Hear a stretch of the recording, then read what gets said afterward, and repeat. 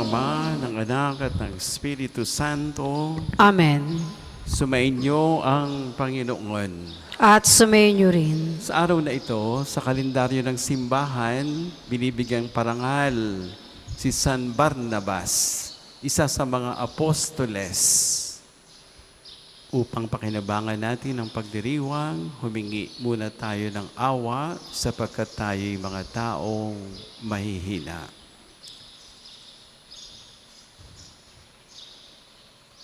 Inaamin ko Sa makapangyarihan Diyos at sa inyo mga kapatid, na lubha akong nagkasala sa isip, sa salita at sa gawa at sa aking pagkukulang. Kaya isinasamo ko sa mahal na Birheng Maria, sa lahat ng mga anghel at mga banal, at sa inyo mga kapatid, na ako'y ipanalangin sa Panginoong ating kaawaan tayo Diyos. ng makapangyarihang Diyos, patawarin sa kasalanan, patnubayan sa buhay na walang hanggan. Amen.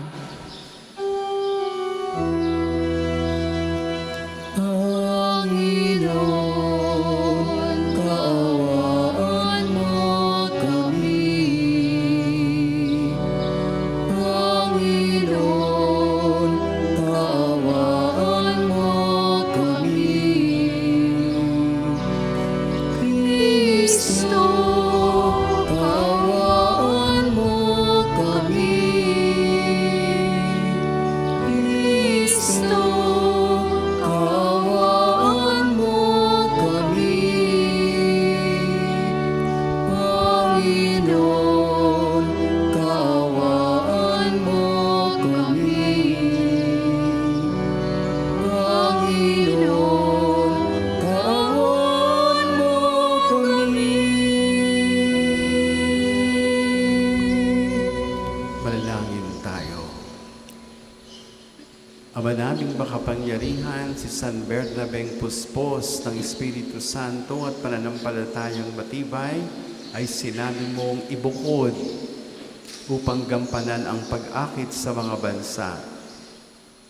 Ang mabuting balita na masigasig niyang inilahad, patuloy nawang maipahayag, totohanang matupad sa pamamagitan ni Kristo, kasama ng Espiritu Santo, magpasawalang hanggan. Amen.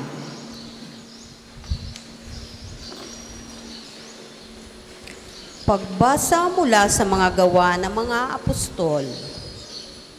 Noong mga araw na iyon, maraming naniwala at nananalig sa Panginoon. Nabalitaan ito ng simbahan sa Jerusalem. Kaya't sinugo nila sa Antioquia si Bernabe.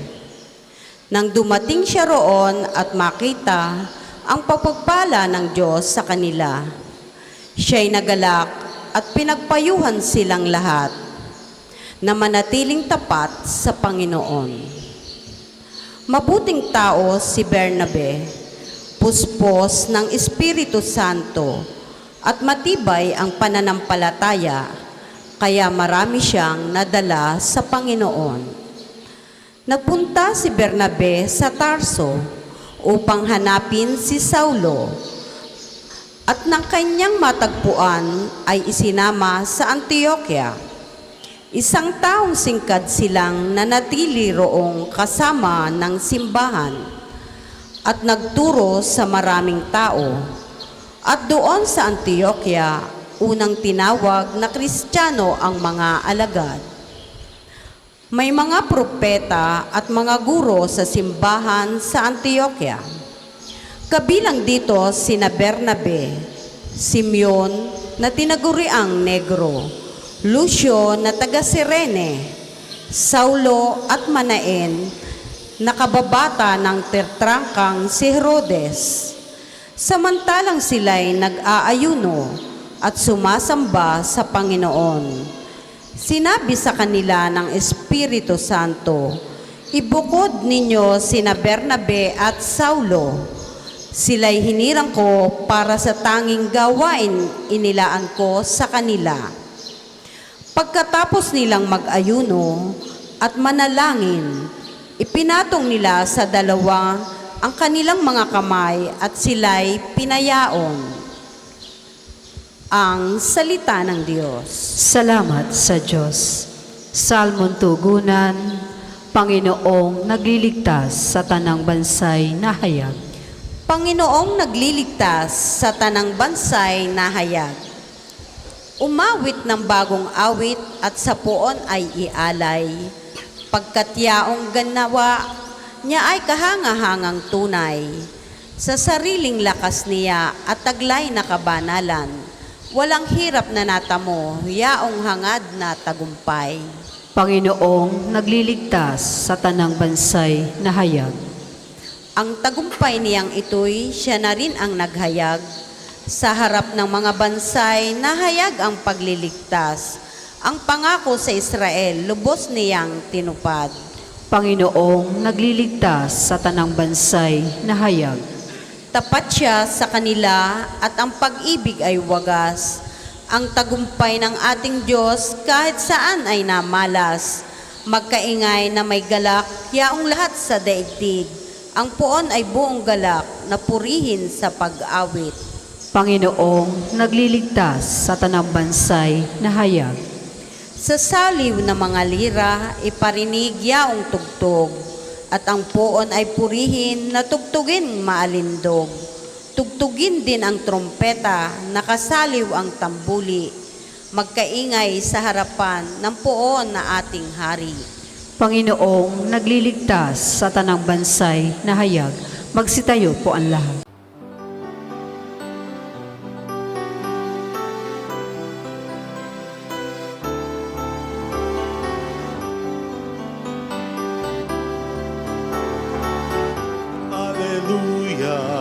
Alleluia, alleluia,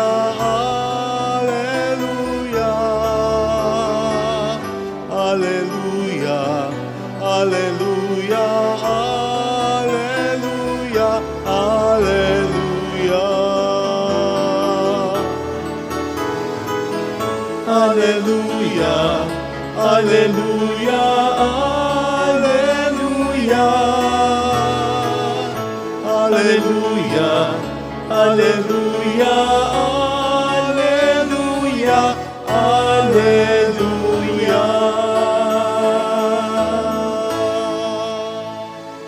Sumainyo ang Panginoon. At sumainyo rin. Ang mabuting balita ng Panginoon ayon kay San Mateo. Papuri sa iyo, Panginoon. Sinabi ni Jesus sa kanyang mga apostol, humayo kayo. Ipangaral ninyo na malapit ng maghari ang Diyos. Pagalingin ninyo ang mga may sakit. Buhayin ang mga patay. Pagalingin ninyo ang mga ketongin. Palayasin ang mga demonyo. Yamang tumanggap kayo ng walang bayad, magbigay naman kayo ng walang bayad. Huwag kayong magdala ng salapi, ginto, pilak, tanso sa inyong mga lukbutan.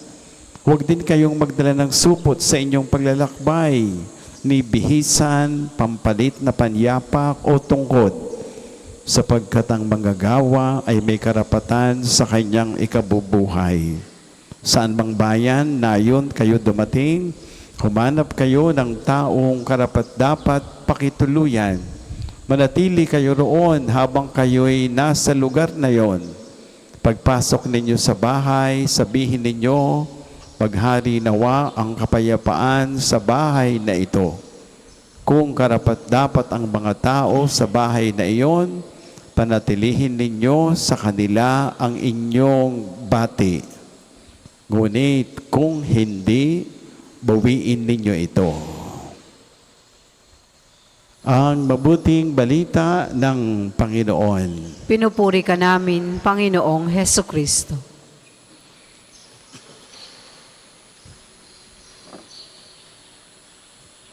Ang pista sa araw na ito, binanggit ko kanina, si Saint Barnabas. Nung Tinagalog, napakinggan nyo rin, San Bernabe. Pero alam nyo, ang ganda sa English, yung Barnabas.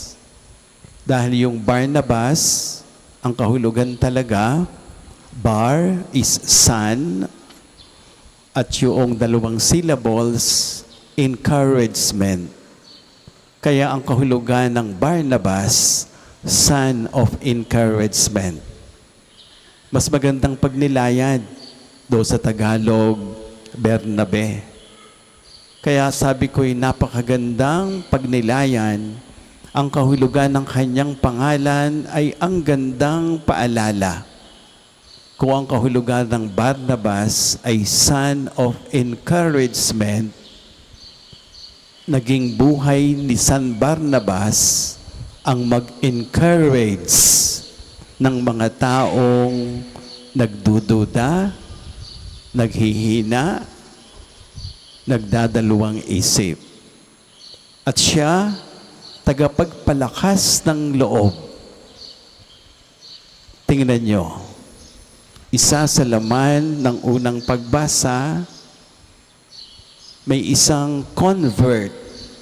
Ang pangalan ay Saulo.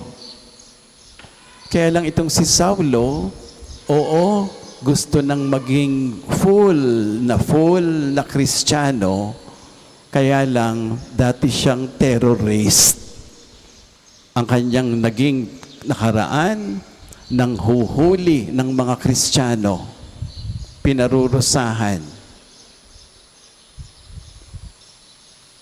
Terrorist. At marami siyang tinerrorize. Subalit alam natin na itong si Saulo, biyaya ng Diyos. Papunta siya sa isang lugar para mag-terrorize na naman patungo sa Damasco. Tinawaan siya ng isang sinag at siya ay napasubasob. Isang tinig ang kanyang napakinggan. Saulo, bakit mo ako iniusig? Sino ka? Tanong ni Saulo. Ako si Jesus na iyong inuusig. At yun ang simula ng kanyang pagbabagong buhay. Yan si Saulo, mas kilala sa salitang Pablo. At si San Pablo, naging malaking bahagi ng pagkalat ng mabuting balita sa maraming lugar. Nagtayo ng maraming mga komunidad. Mga komunidad, sambayanan na pagkakatapos niyang itayo, oo, iiwanan niya, pero kanyang susulatan para nananatiling nagagabayan niya. Kaya't si San Pablo, tingnan niyo ang Biblia, andun ang kanyang mga sulat sa mga taga-Roma, taga-Epeso, Colossians, mga komunidad na kanyang itinayo. At nung kanyang itinayo, oo, kanyang iniwanan, pero patuloy niyang ginabayan. Gusto kong inyong makita kung papaanong ang laki ng papel ni Saulo na naging Pablo, Saul na naging Saint Paul. Ang laki ng kanyang nagawa. Pero meron kayong hindi kita. Ang papel ni San Barnabas. Bakit? Nung si Saulo ay nagbagong buhay na, hindi siya kakaagad makapasok sa Kristiyanong pamayanan. Takot sa kanya. Isipin nyo, dating terrorist, di umano'y nagbagong buhay at gustong sumali sa kanyang mga tineterrorize. Nakakadalawang isip, nakakaduda, totoo kaya ito? At hindi ganon kabilis ang kanyang pagsali sa Kristiyanong pamayanan.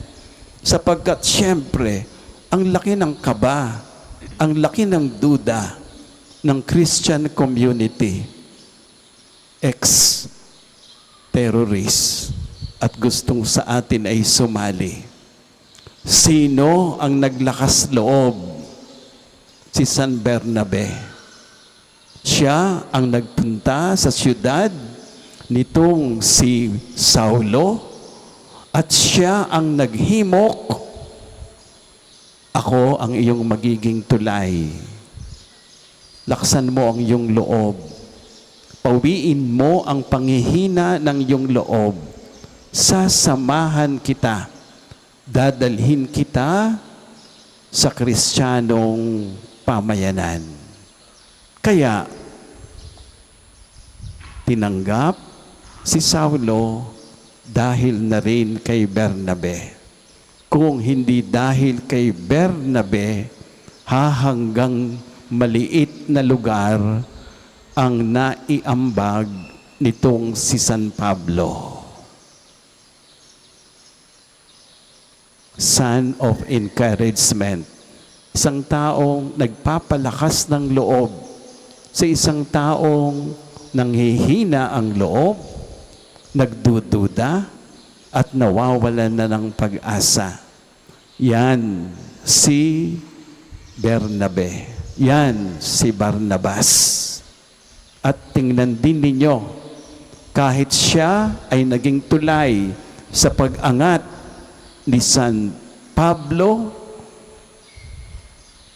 kilalang kilala si San Pablo, pero iilan ang nakakakilala kay San Bernabe. Pwede sa kanya, kay Bernabe, kahit ako'y magpaangat ng iba, nananatiling nasa likod lang ako ng kortina. Kung may dalhin man ako sa spotlight, okay na ako kahit ako'y dim light. Ang ganda. Sa araw na ito, yun ang inyong tingnan. Tayo'y maging tagapagpalakas ng loob ng mga taong sa totoo, malaki ang pwede pang iangat. Subalit tinatalo ng duda, tinatalo ng takot, maging Bernabe para sa kanila. Unang hamon. Ikalawang hamon, kapag sila'y umangat, kayo ayos lang na nasa likod ng inyong pinaangat. Kung may dinala kayo sa spotlight, ayos lang sa inyo na kayo'y dim light. Tinulungan ninyo sa kanyang hanap buhay. Tinulungan ninyo na magkatrabaho. Tinulungan ninyo na magkaroon ng kumpiyansa sa sarili. At matapos na tumulong, ayos lang. Kahit ikaw na tumulong, nasa kanya lang nalilikot na likuran. Huwag nang humabol, maghanap ng palakpak. Ang mahalaga, naging tulay ka sa paglago ng isang tao na nangangailangan ng tulong mo. Panginoon, narito kami ngayon, naghahandog ng aming alay. Dala namin ang alak at tinapay na bunga ng aming pagsisikap.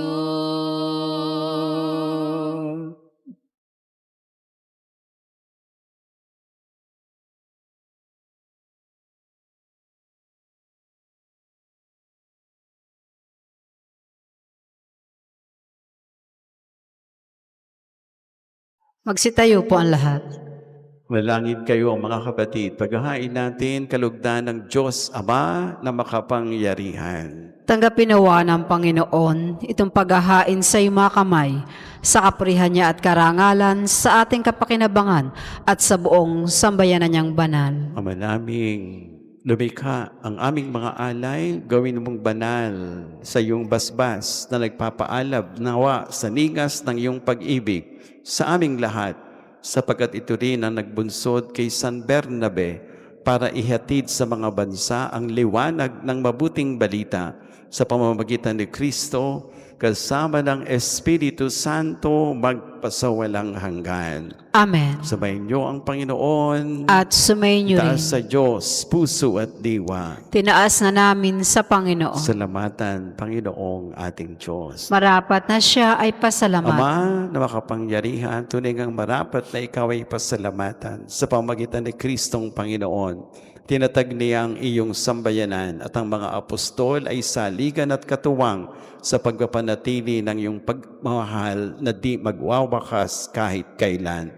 Kaming sambayanan mo dito sa daigdig, katibayan ng pamumuhay sa langit. Kami naririto ang tagapagpahiwatig sa pagkakaisa ng lahat sa iyong pag-ibig. Kaisa ng mga anghel na nagsisiawit ng papuri sa iyo nang walang humpay sa kalangitan, kami nagbubunyi sa iyong kadakidaan.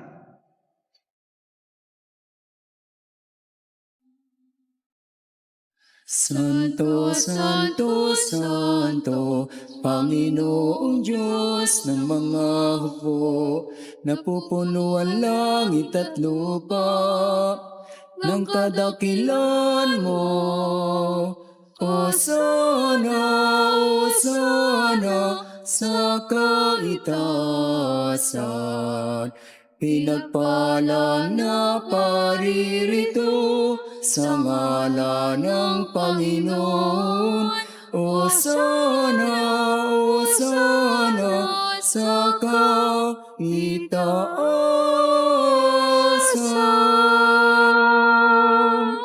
Kung hindi po kayang lumuhod, manatili pong nakatayo na may paggalang. Manaming banal, ikaw ang bukhalang tanang kabanalan, kaya't sa pamamagitan ng iyong Espiritu, gawin mong banal ang kaloob na ito para sa amin maging katawan at tugo ng aming Panginoong Hesukristo. Bago niya pinagtiis ang kusang loob na maging handog, hinawakan niya ang tinapay, pinasalamatan kaniya, pinaghati-hati niya iyon, iniabot sa kanyang mga alagad at sinabi, tanggapin ninyong lahat ito at kanin. Ito ang aking katawan na ihahandog para sa inyo.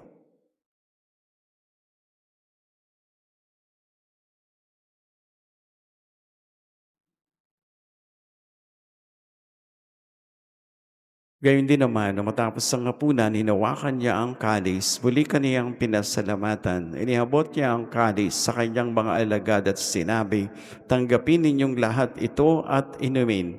Ito ang kalis ng aking dugo, ng bago at walang hanggang tipan. Ang aking dugo na ibubuhos para sa inyo, para sa lahat. Sa ikapagpapatawad ng mga kasalanan, gawin niyo ito sa pag-aalaala sa akin.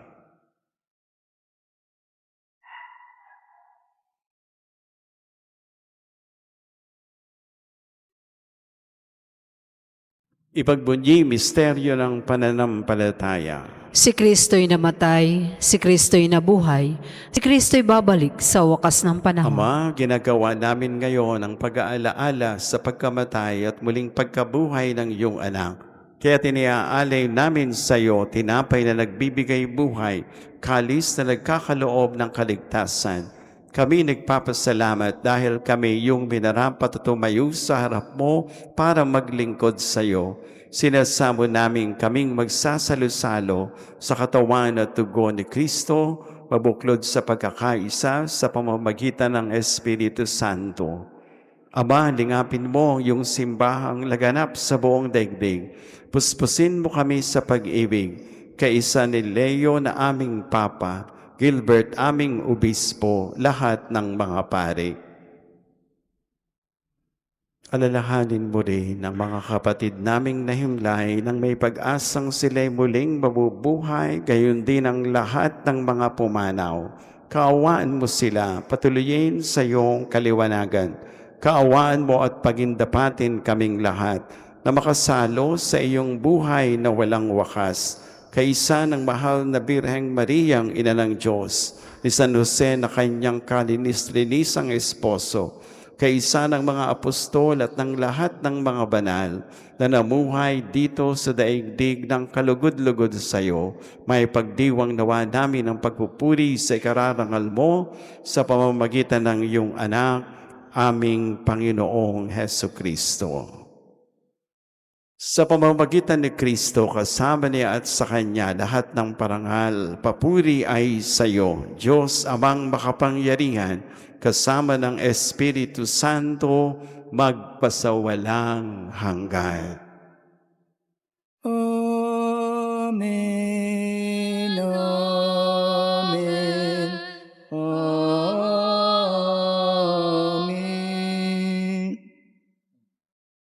Ngayon, bilang isang pamilya, taimtim tumawag tayo sa Ama.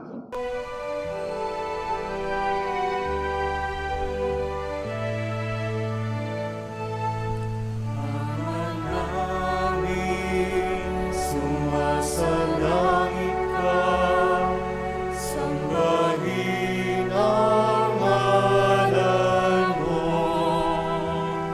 Mapasa amin ang kaharian mo, sundin ang loob mo. Dito sa lupa, parang sa langit, bigyan mo po kami ngayon ng aming kakanin sa araw-araw at paglawarin mo kami sa aming mga sala para ng pagpapatawad namin sa nakakasala sa amin. At huwag mo kaming ipahintulot sa puso, at iadya mo kami sa lahat ng masama. Hihiling namin, iadya kami sa lahat ng masama, pagkalooban ng kapayapaan araw-araw, iligtas sa kasalanan, ilayo sa lahat ng kapahamakan, samantalang aming pinananabikan dakilang araw ng pagpapahayag ng tagapagligtas naming si Hesu Kristo. Sapagkat sa'yo nagmumula ang kaharian at kapangyarihan at ang kaluwalhatian magpasawalang hanggan. Panginoong Hesu Kristo, sinabi mo sa iyong mga apostol, kapayapaan ang iniiwan ko sa inyo, aking kapayapaan ang binibigay ko sa inyo. Tunghayan mo ang aming pananampalataya, huwag ang aming pagkakasala. Pagkalooban mo kami ng kapayapaan at pagkakaisa ayon sa iyong kalooban, kasama ng Espiritu Santo, magpasawalang hanggan. Amen. Kapayapaan, lagi nawang sumainyo, At sumayin niyo rin. magbigayan ng kapayapaan. Peace sa inyo. Kordero ng Diyos, nag-aalis ng mga kasalanan ng sanlibutan, maawa ka sa amin. Kordero ng Diyos, nag-aalis ng mga kasalanan ng sanlibutan, maawa ka sa amin. Kordero ng Diyos, nag-aalis ng mga kasalanan ng sanlibutan, pagkaloob mo sa amin ang kapayapaan. Kung di po kayang lumuhod, manatili pong nakatayo na may paggalang. Narito si Jesus, ang kordero ng Diyos, sa anyo ng tinapay at ng alak. Siya nag-aalis ng ating mga sala, mapalad lahat na tatanggap sa Kanya. Panginoon, hindi ako karapat-dapat na magpatuloy sa iyo, ngunit sa isang salita mo lamang ay gagaling na ako.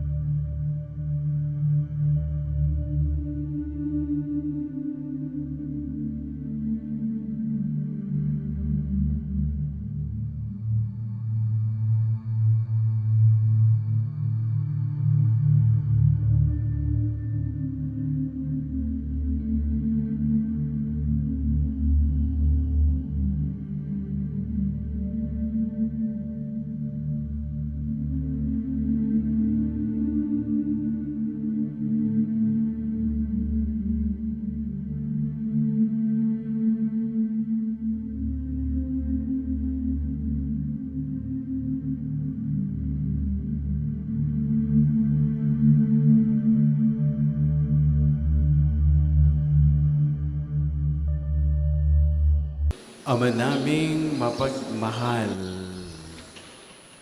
kaming tumanggap sa banal na pakikinabang, nakikiusap sa iyo na ang aming pinagsaluhan sa paggunita kay Apostol Bernabe maganap ng hayagan sa aming buhay sa pamamagitan ni Kristo, kasama ng Espiritu Santo magpasawalang hanggan. Amen. Sumainyo ang Panginoon. At sumayin niyo rin. Pagpalain kayo ng makapangyarihan at butihing Diyos, Ama, Anak, at Espiritu Santo. Amen.